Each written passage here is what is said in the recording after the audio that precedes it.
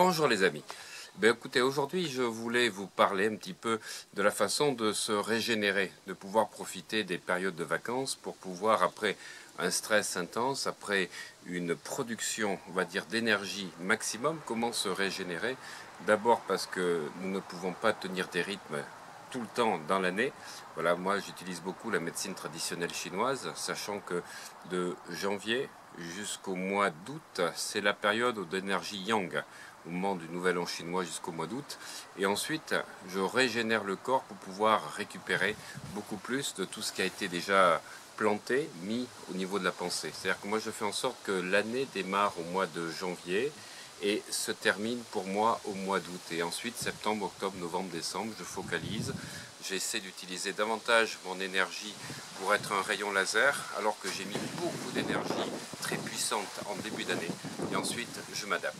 Alors, de la même manière, c'est la façon dont je travaille pendant les vacances pour pouvoir récupérer également et faire en sorte de pouvoir me régénérer. Et pour ceci, je vais régénérer avant tout le système donc digestif, que ce soit le foie, l'estomac et les intestins.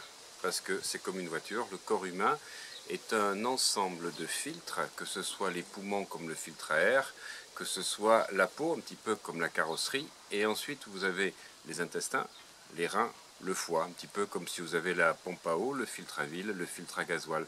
Il y a des révisions à faire tous les 10 000, 20 000, etc. Et moi je mets à profit donc l'été pour pouvoir régénérer d'abord le système digestif qui est, alors pour certains on parle du deuxième cerveau, moi je dirais plutôt le troisième, parce que le second cerveau c'est quand même le cœur, le troisième effectivement par le nombre de composants de neurones c'est l'intestin, voilà, et donc selon les écoles, on va parler de deuxième ou troisième cerveau. Sachez que s'il y a 100 milliards de neurones dans le cerveau, il y a 100 millions de neurones dans l'intestin et il y a 40 000 neurones dans le cœur, au niveau du système du péricarde.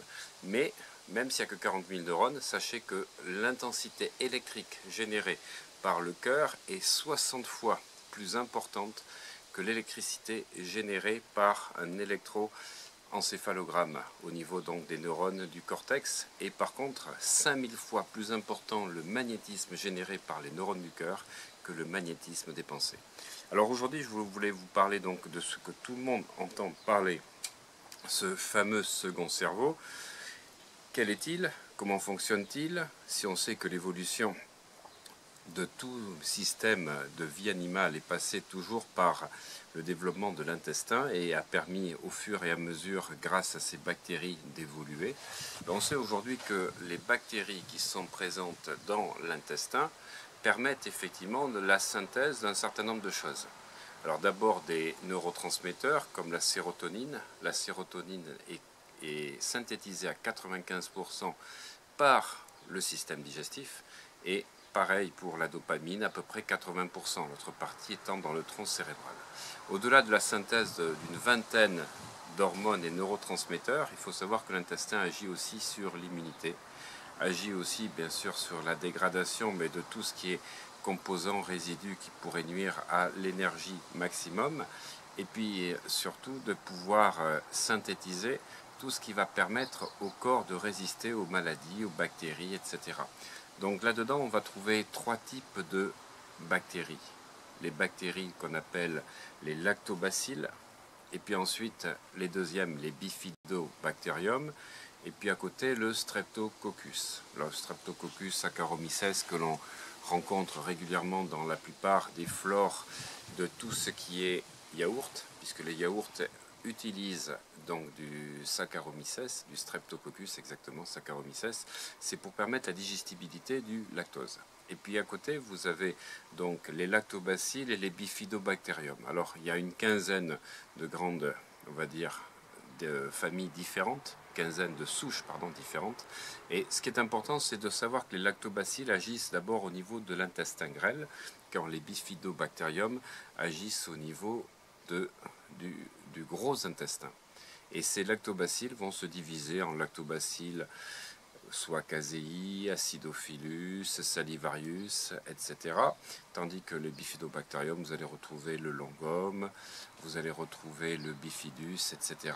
Et ce qui est important, c'est de savoir à quoi ils vont servir. On va pouvoir s'apercevoir, grâce aux recherches qui ont été faites, que le réensemencement de la flore intestinale va permettre à la fois de lutter contre la fatigue, mais également contre la dépression, contre des états immunitaires qui sont, on va dire, déprimés, et puis aussi sur tout ce qui est obésité, sur ce qui est, on va dire, cholestérol trop élevé, et même sur la boulimie, car c'est le microbiote, c'est-à-dire la semence, ou plutôt la répartition de cette flore, qui va générer des fois des addictions alimentaires. Alors voilà ce que je voulais vous annoncer, donc de bien comprendre que le système intestinal fonctionne avec deux intestins, l'intestin grêle, le gros intestin qui sert à éliminer les déchets, tandis que l'intestin grêle sert à récupérer tous les enzymes, vitamines, micronutriments sur des cils pour permettre la réabsorption, donc au niveau du corps, tandis que l'eau va servir ensuite à évacuer sous forme de fesses toutes les toxines. Il faut deux flores totalement différentes. Voilà, ce qu'oublient les gens, c'est qu'au-delà de ça, il faut apporter ce qu'on n'appelle pas uniquement des probiotiques, mais des prébiotiques, c'est-à-dire tout ce qui va permettre d'ensemencer et de cultiver, d'amplifier cette flore intestinale.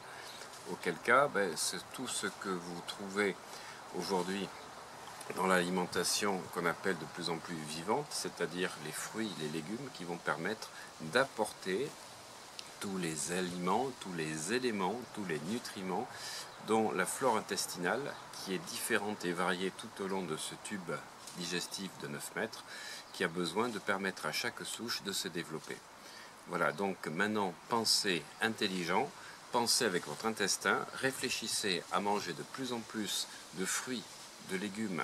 N'oubliez pas de manger les peaux, enlever le pesticide en nettoyant les peaux parce qu'effectivement ça bloque la synthèse de sérotonine, mais surtout apporter tous ces composés de fruits, de légumes nécessaires. 5 fruits, légumes par jour sont effectivement une bonne norme pour pouvoir permettre à votre microbiote d'être au top de sa forme. Et dans une prochaine vidéo, je vous expliquerai la différence entre les dizaines de souches de bactéries dont je vais commencer à vous énumérer la composition. A très bientôt et passez de bonnes vacances. Bye bye.